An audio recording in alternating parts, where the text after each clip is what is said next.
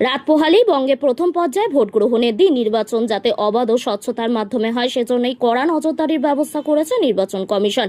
নির্বাচনকে শান্তিপূর্ণ করতে খুবই তৎপর নির্বাচন কমিশন। নির্বাচন কমিশনের আধিকারিক মনোজ আগরওয়াল বললেন, প্রতিটি বুথে দুটো করে ক্যামেরা থাকছে, একটি ভেতরের এবং একটি বাইরে। যেটি বাইরে থাকছে সেটি সাধারণত ভোটারদের লাইন ও বাইরের পারিপার্শ্বিক পরিস্থিতির উপর নজর রাখবে। যেটি ভেতরে থাকছে সেটি সাধারণত পোলিং এজেন্ট, প্রিসাইডিং অফিসার যারা ভোট দিচ্ছেন অর্থাৎ ভেতরে যারা আছেন তাদের উপর নজরদারি চালাবে।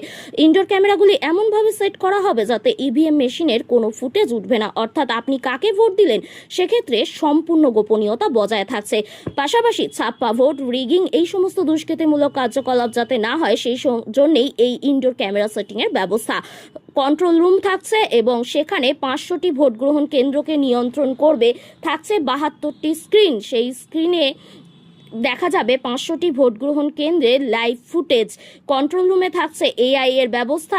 যদি কোনো ভোট গ্রহণ কেন্দ্রে কোনো রকম সমস্যা দেখা দেয় তাহলে সেক্ষেত্রে তা ফুটেজ দেখে নির্ণয় করবে এআই, এবং এআই নির্ধারণ করার পর মাইক্রো অবজারভাররা 10টি টেলিফোন লাইনের মাধ্যমে খবর পাঠাবেন সেক্টর অফিস, পুলিশ, অবজারভার এবং কুইক রেসপন্স টিমের কাছে। ফলে যত দ্রুত সম্ভব অপ্রীতিকর পরিস্থিতি নিয়ন্ত্রণে আনা যায় তারই চেষ্টা চালানো হবে।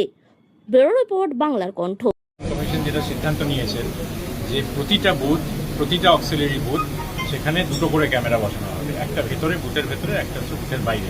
বুথের বাইরে যে ক্যামেরা থাকবে সেটা যে লাইন আছে সেই লাইনটা দেখবে কীরকম কোনো অসুবিধা হচ্ছে কিনা, কোনো রকম গণ্ডগোল হচ্ছে কিনা ইত্যাদি, তার উপর নজর দেওয়া হবে। বুথের ভেতরে যে ক্যামেরা থাকবে সেটা বুথের ভেতরে পোলিং এজেন্ট, পোলিং স্টাফ এবং ভোটিং কম্পার্টমেন্টের বাইরে থেকে ছবিটা তুলবে। কোনো রকমভাবে ইভিএমের কোনো ছবি ওঠার কোনো সম্ভাবনাই নেই, এমনভাবে ক্যামেরা সেটিং করা হচ্ছে। এবং লক্ষ্যটা হচ্ছে যে যাতে এখান থেকে, আর এই যে আপনারা কন্ট্রোল রুম দেখছেন এখানে 72খানা টিভি স্ক্রিনে একসাথে প্রায় 500 বুথের ছবি কন্টিনিউয়াসলি দেখতে পাবেন মাইক্রো অবজারভাররা। তারা এখানে এআই সিস্টেম থাকবে যাতে কোনো রকম যদি কোনো জিনিস যদি স্বাভাবিক না হয় বুথের মধ্যে, তাহলে এআই এর মাধ্যমে সঙ্গে সঙ্গে জানাবে যে এই বুথটায় সমস্যা হচ্ছে। তখন এখানে 10খানা টেলিফোন লাইন থাকবে। আপাতত ঠিক হয়েছে যে 10টা টেলিফোন লাইন থাকবে, আরও বাড়ানো হতে পারে যদি প্রয়োজন হয়। সঙ্গে সঙ্গে sector office, observer, police observer এবং কুইক রেসপন্স টিমের কাছে খবর চলে যাবে এখান থেকে যে তুমি ওই বুথে গিয়ে দেখো।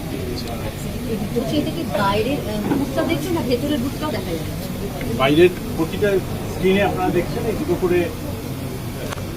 দুটো করে ক্যামেরা, তো ভেতরের ক্যামেরা, বাইরের ক্যামেরা